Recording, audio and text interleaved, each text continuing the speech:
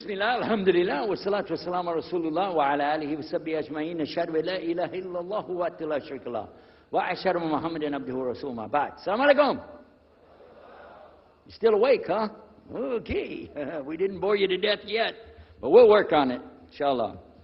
My name is Yusuf. Can you say Yusuf? Let me say Yusuf. Yeah, very good. I wish you'd teach my wife. She keeps mispronouncing it. She calls me useless.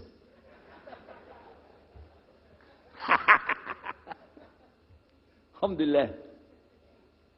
Now, how many of you were in the program today? I was teaching us, trying to teach about how to call the people to Islam called da'wah.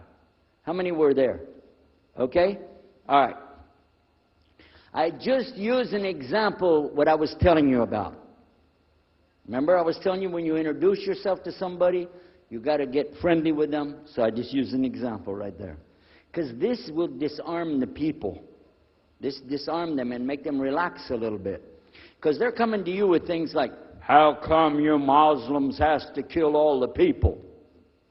What kind of question is that? How come you have to beat your wives? Why does your book tell you that you're the only ones going to go to paradise? So these kind of questions, when they come to you, what are you going to do? So the first thing, as we said in the program, and I hope, by the way, if you didn't join us today, join us tomorrow. Are we continuing tomorrow on the dawah thing or no? Oh, okay.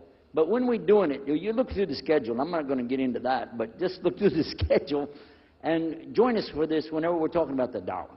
Because part of giving dawah is you. And if the people aren't buying it, they're not going to listen to what you got to say. So you got to soften them up a little bit. Got me? Okay, where are we? The subject tonight is the subject of priests and preachers entering Islam. And often people ask me, we heard about you used to be a priest or something and you came into Islam, so, tell us about it. We want to know, how does that happen?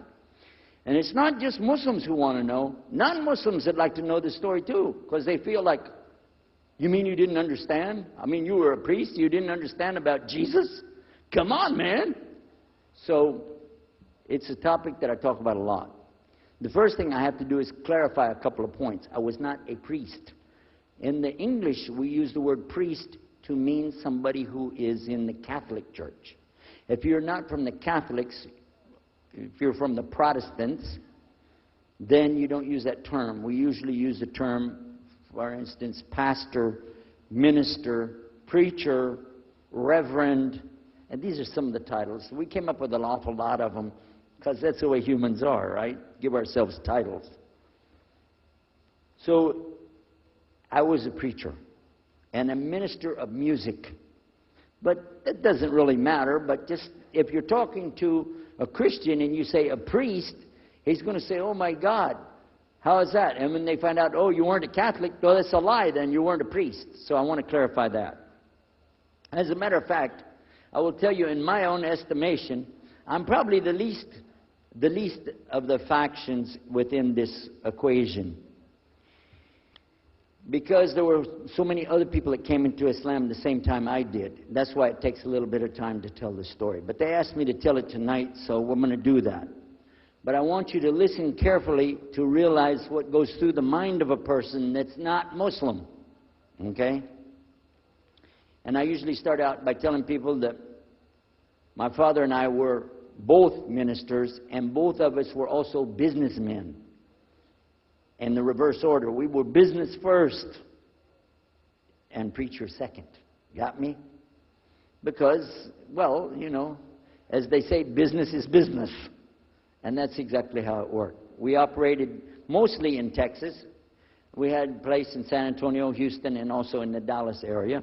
And we were very concerned about Christian conditions. So my father started something called Concerned Christian Centers. And basically, if you look at it from a material point of view, it was a place to sell stuff. But what we would do is take consignment things in. People could bring things into us, and then we would sell it and keep part of the money. And keep a lot of the money. But anyway, they would bring in what they make with their hands, arts and crafts. And a lot of old women, they like to sit around and make things, then they give it to us, And this helps the church, which is called the church, and then it helps them as well. So it became like business and religion tied together, and that's very common in our country. At one point, my father told me, we're going to start doing business with a man from Egypt. Well, I said, well, this is great. International sounds good. We can put this in our business card. We're international. He said, and this man is from Cairo, Egypt. And that's where, if you know, they have the Nile River. They have those big pyramids. They have the Sphinx, Abu Hul. You know, they got everything. I'm saying, oh, this is good. He said, and he's a Muslim. I'll never forget it. I've told the story many times, but it's just like it happened yesterday. I'm standing in between the kitchen, or in the dining room and the living room area, you know, like this when we're talking, and I just stopped like this. I said, what? A Muslim? No way.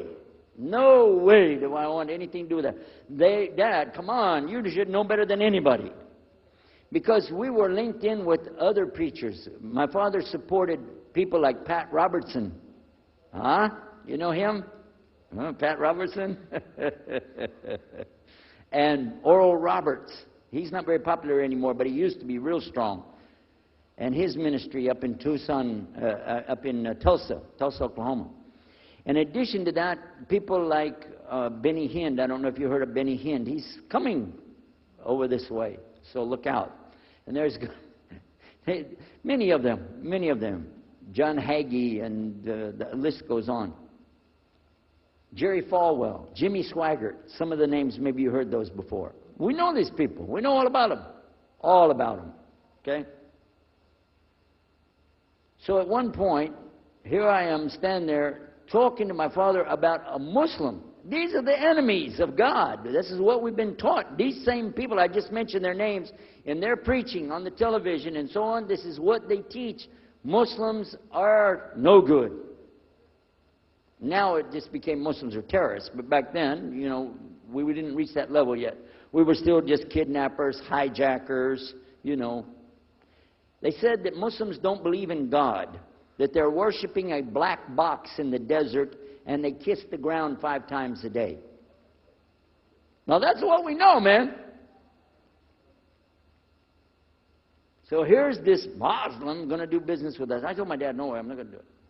And he insisted. He said, I want you to meet this man. He's very nice. And I said, I don't want to meet him. I never am like this, by the way.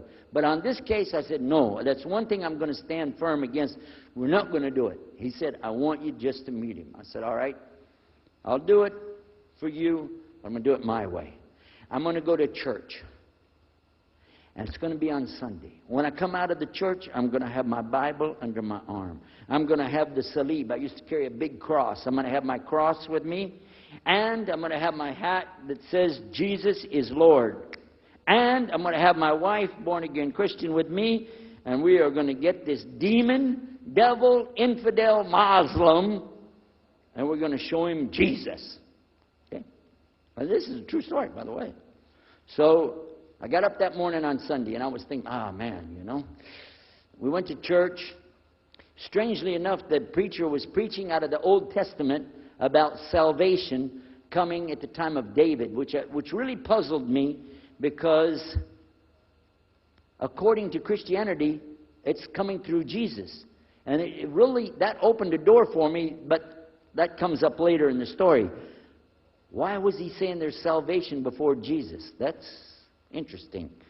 Now, when I get there to my father's store, I'm looking around, you know. I'm looking for somebody wearing, you know, a long white robe and some kind of black, you know, thing over that with a long beard. And I guess I was looking for me, wasn't I? Anyhow, when I get in there, I don't see this guy. By the way, imama, sword, everything.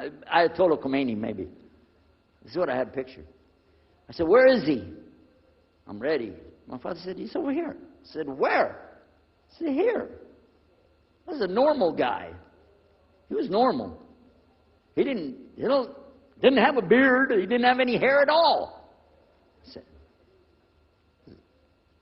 how do you do? I told him my name. He introduced himself. His name is Muhammad. I said, how do you do? after the niceties of hello, how are you, how's everything, I said,